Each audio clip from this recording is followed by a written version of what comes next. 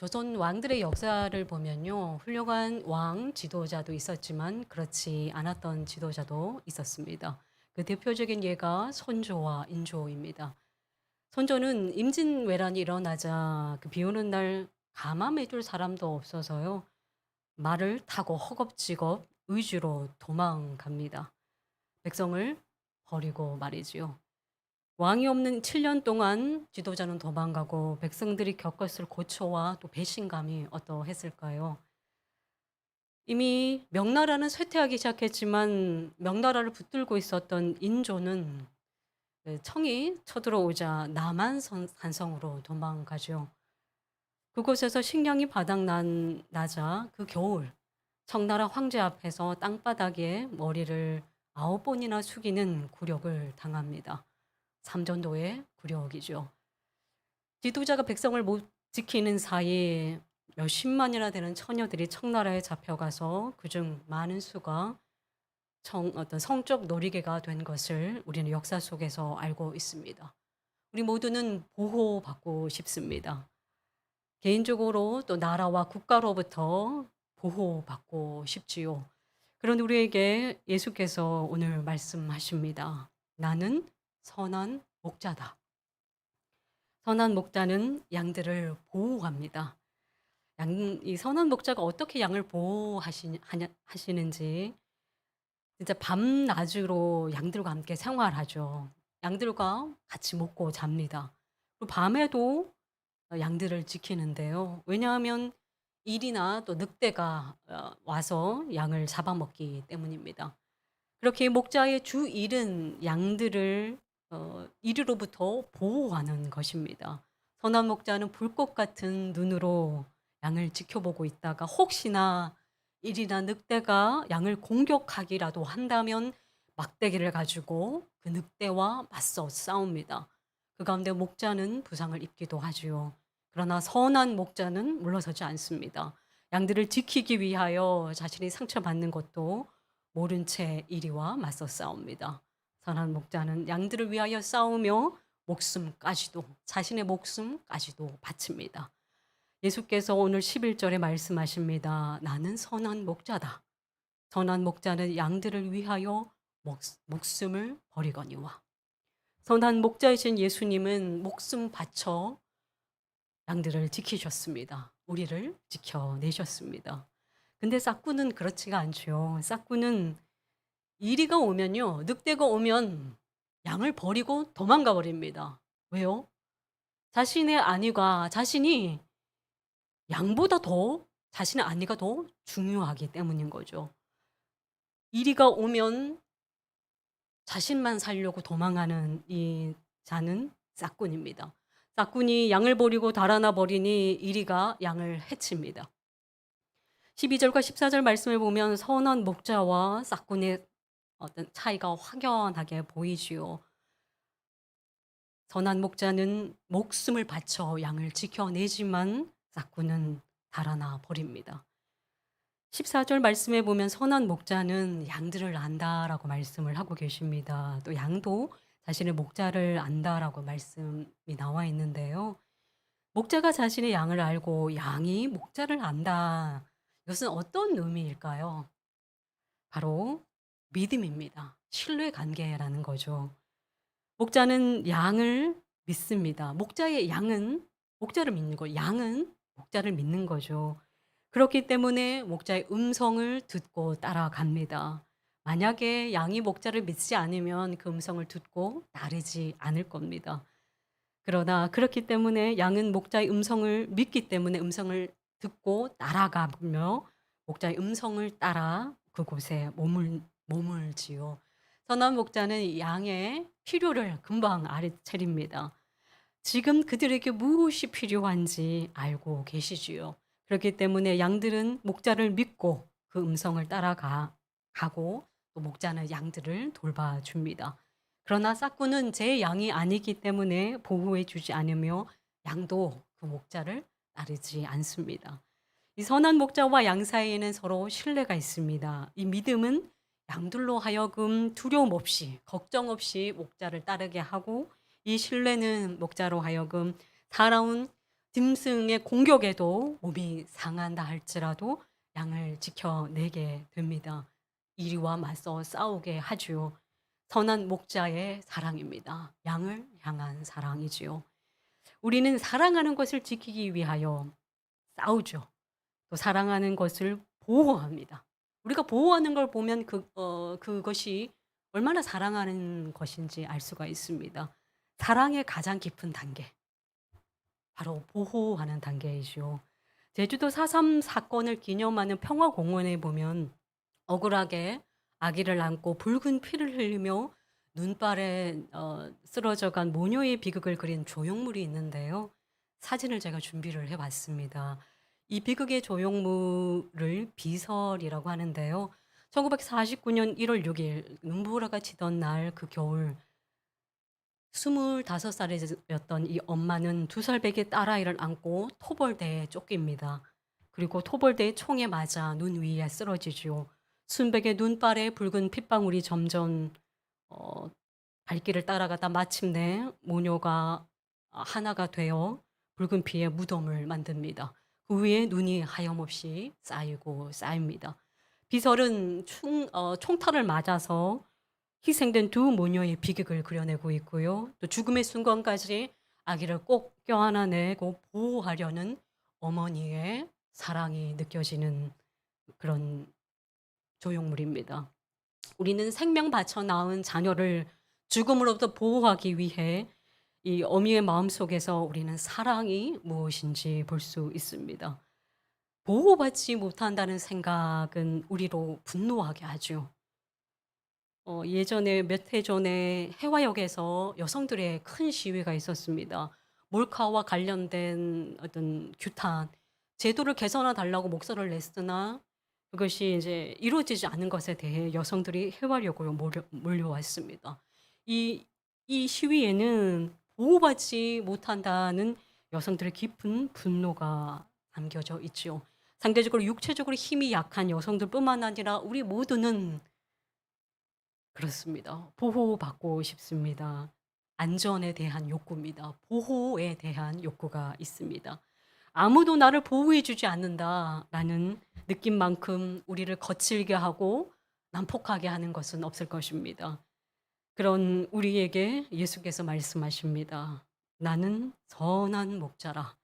선한 목자는 양들을 위하여 목숨을 버리거니와." 성도 여러분, 예수님은 선한 목자이십니다. 선한 목자이신 예수님은 목숨을 바쳐 양들을 지켜내시는 분이십니다. 선한 목자이신 예수님은 양들을 위하여 친히 목숨을 버리셨습니다. 그만큼 양들을 사랑하시지요. 나를 위해 기꺼이 목숨 내어 놓으신 분이 예수님이십니다. 자신의 목숨을 버리기까지 우리를 보호하고 아끼신 분이 예수님이십니다. 선한 목자이신 예수님 안으로 들어오실 수 있길 바랍니다. 선한 목자이신 예수님 안에서 안심하실 수 있기를 바랍니다. 낙원을 잃은 아담과 하와의 마음이 불안합니다. 더 이상 하나님의 보호를 받을 수 없으니까요. 낙원을 나오자 무시무시한 짐승들, 포식동물들, 덩치 큰 동물들이 보입니다. 그 가운데 작고 나약한 인간은 그저 나약한 하나의 그 생물체일 뿐이죠. 그 가운데 자신의 안위를 안보를 혼자 책임져야 됩니다. 얼마나 불안했겠습니까? 낙원에 쫓겨난 그들은 자신의 힘으로 땀을 흘려 수고해서 먹을 것을 구해야 합니다. 낙원 낙원을 어떤 쫓겨나게 된 신락원은 이유는 사실 그들이 하나님의 말씀의 권위를 순종하지 않았기 때문임에도 불구하고 하나님은 그들에게 가죽 옷을 입혀 주시지요. 창세기 3장 21 절에 보면 하나님의 권위에 순종하지 않은 그 권위를 인정하지 않은 자들을 위하여 가죽 옷을 입혀 주시는 이 모습에 저는 굉장히 막 멈춰섰던 데가 있었는데요. 가죽을 입혀 준다는 건 뭘까요? 가죽이 생기기까지 동물이 죽어나가야 됩니다. 또 다른 생명체가 죽어야 했습니다. 하나님의 보시기에 보시기 좋았다라는 그 동물이 죽은 거죠. 아담과 이브 때문입니다. 하나님의 권위를 무시한 그들을 위해 죽어 나가야 했습니다. 하나님은 인류를 위해, 죄를 지은 인류를 위해 창조주 하나님은 한 생명을 희생시켜 주셨습니다. 그리고 그 가족으로 죄 지은 그들에게 가죽 옷을 손수 입혀 주셨습니다. 하나님의 사랑입니다. 우리를 향한 하나님의 사랑, 이 보호는 창세기 이후 파노라마처럼 계속 성경책에 기록되어 있습니다. 그러나 우리는 끝까지 말라기서에도 이렇게 묻죠. 우리를 어떻게 사랑하시나이까? 우리를 어떻게 사랑하십니까? 우리는 하나님의 사랑에 끊임없이 의심하고 불만하고 그런 존재인 것 같아요. 근데 그 말라기서에 보면 이렇게 말씀하시죠. 주님께서 전권적인 사랑으로 사랑했다라고 얘기를 하시고 예수님은 그 사랑의 완성체로 예수님을 이 땅에 보내주십니다. 그리고 어떻게 우리를 사랑하십니까에 대한 확실한 대답을 주시죠. 십자가를 보라. 나를 향한 너의 사랑을 보라 라고 얘기를 하십니다. 그 십자가에 우리의 생명을 주시기 위하여 목숨 바친 예수님의 사랑이 보이실 겁니다. 우리로 생명 얻게 하시기 위해 이 땅에 오신 분이 바로 예수님이십니다. 예수님은 그 누구에 의해 강제적으로 생명 지신 것이 아니라 우리를 위해, 우리에게 생명 주시기 위해 친히 자신의 목숨을 내어 놓으셨습니다. 내게 생명 주시기 위함입니다. 10절 예수님은 말씀하십니다. 내가 온 것은 양으로 생명을 얻게 하고 더 풍성히 얻게 하려는 것이라. 예수님은 우리에게 생명 주시기 위해 자신의 목숨을 버리셨습니다. 이로 인해 예수님으로 인해 우리는 참된 생명을 얻은 자입니다. 어쩌면 지금의 삶이 많은 분들에게는 힘겨울 수 있겠다 싶습니다. 그러나 내 지금의 삶이 예수님의 목숨과 바꾼 것임을 잊지 않았으면 좋겠습니다. 내가 사는 것은, 지금 나의 생명은 예수님이 죽음으로 참 생명을 나에게 주셨다. 이것을 믿고 붙들고 하루하루 나아갈 수 있었으면 좋겠습니다. 우리가 지금도 믿음의 길을 걸어야 하는 것은, 치열한 이 인생을 살아내야 하는 것은 나를 살리기 위해, 내게 생명 주시기 위해 예수께서 이 땅에 오셨기 때문입니다. 우리가 내 곁에 있는 사람, 내 가정에 있는 사람, 내 이웃을 이해하지 못하는 그 사람을 이해하고 함께 협력하고 마음을 모아 나아가야 하는 것은 예수님 때문에, 그 십자가 때문에 참 생명을 내가 얻은 까닭입니다. 두 번째, 선한 목자는 양들을 돌봐주십니다. 배가 고프면 푸른 풀밭에, 풍족한 양식이 있는 푸른 풀밭으로 데려가시고요. 또 목이 마르면 선한 목자이신 그분은, 예수님은 양 같은 우리를 물가로 인도해 주시죠.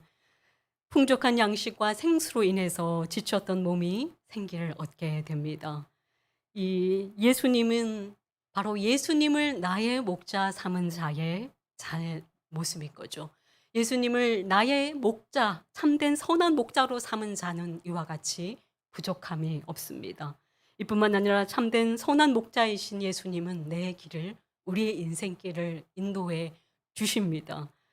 주님의 선한 이름을 위하여 말입니다. 비록 죽음의 골짜기 같은 순간을 지나게 되더라도 주님을 목자 삼는 자는 두려워할 것이 없습니다. 왜냐하면 그분이 함께 하시니까요.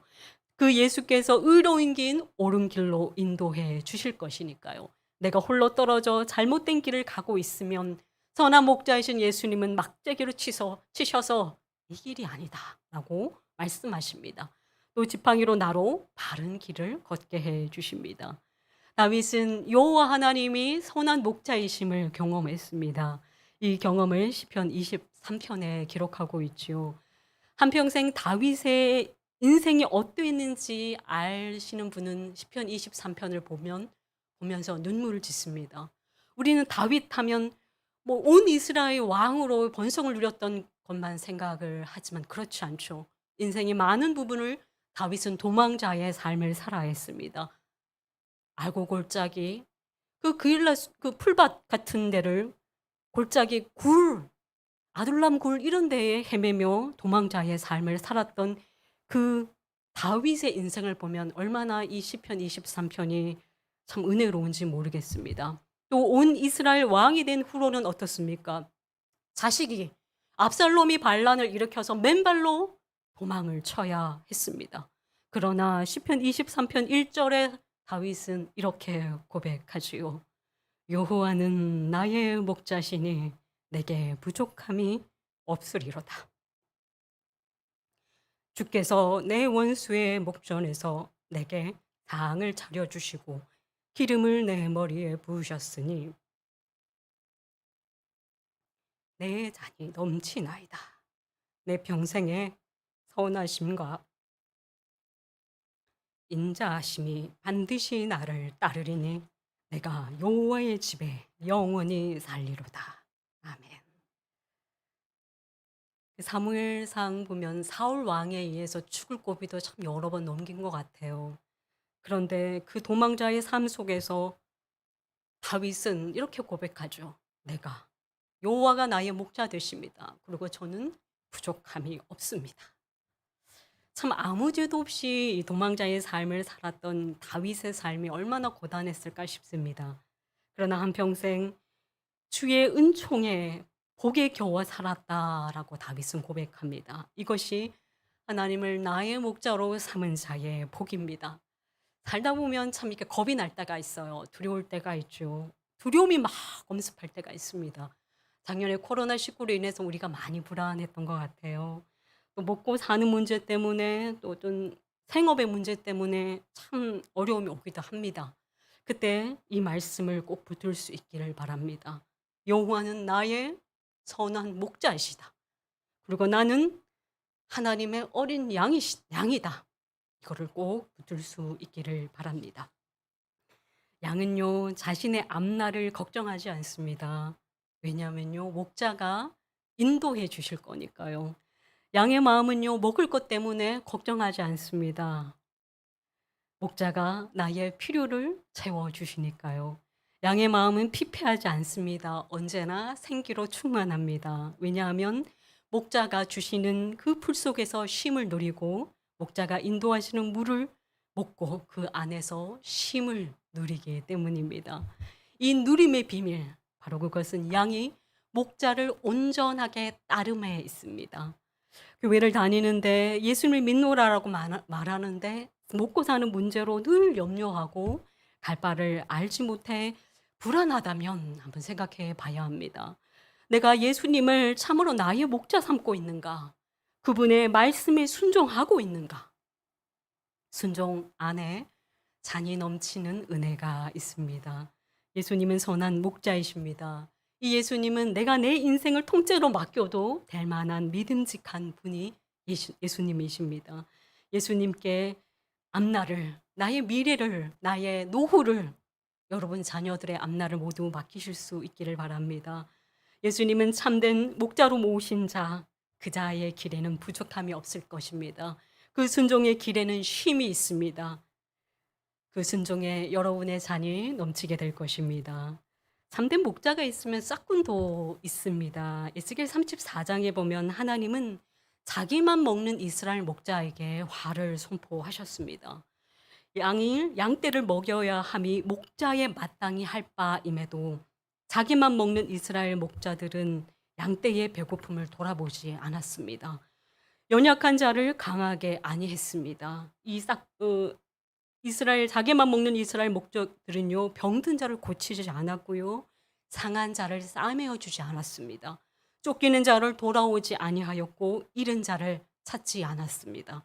다만 포악으로 다스렸죠. 이들은 선한 목자가 아닙니다. 그들 가운데 목자가 없으므로 양들이 흩어집니다. 그들 가운데 목자가 없으므로 흩어져서 양들은 들짐승의 밥이 되었습니다. 이들을 향해 하나님께서 친히 목자가 되어주겠다 말씀하십니다. 에스겔 34장 15절 말씀. 내가 친히 내 양의 목자가 되어 그것들을 누워 있게 할지라. 주 여호와의 말씀이니라. 그 잃어버린 자를 내가 찾으며 쫓기는 자를 내가 돌아오게 하며 상한 자를 내가 싸매주며 병든 자를 내가 강하게 하려니와. 아멘. 예수님께서 이 땅에 오셔서 하신 일을 보십시오. 병든 자를 고쳐주셨습니다. 잃어버린 자를 찾으셨으며 상한 자를 싸매 주셨습니다. 바디메오, 삭개오, 또 혈루증 여인이 그러하지요. 이제 예수님께서 여러분의 상한 마음을 싸매 주시기를 원하십니다. 예수께서 우리의 병든 몸과 마음을 고쳐주길 원하십니다. 선한 목자이신 예수님께로 달려가실 수 있기를 바랍니다. 선한 목자이신 그분께서 우리를 고치시고 선한 목자이신 예수님께서 지친 나를 돌보사 생기가 넘치게 해 주실 것입니다. 말씀을 맺겠습니다. 선한 목자는 양들을 위하여 목숨을 버립니다. 선한 목자이신 예수님은 양들을 위하여 목숨을 버리셨습니다. 선한 목자는 양들의 필요를 알고 양들을 돌봐줍니다. 예수님을 나의 목자로 고백하신다면 예수님께서 여러분을 보호해 주신다라는 굳은 믿음의 확신을 가질 수 있기를 바랍니다. 어떤 위협도 여러분을 해치지 못할 것입니다. 예수님을 목자 삼는 자, 예수님께서 보호해 주실 것입니다. 예수님은 나의 목자요, 나는 그의 양이다 고백하는 자에게 부족함이 없을 것입니다. 예수께서 친히 목자가 되사 푸른 풀밭으로 쉴만한 물가로 인도해 주실 것입니다. 그러니 내가 할 바는 목자 되신 예수님을 온전히 따르는 것입니다. 바라기는 선한 목자이신 예수님의 양으로서 그의 말씀을 듣고 그의 말씀을 따라 순종하 음성만 듣고 따라가는 여러분들에게 잔이 넘치시는 은혜가 함께하길 축원드립니다.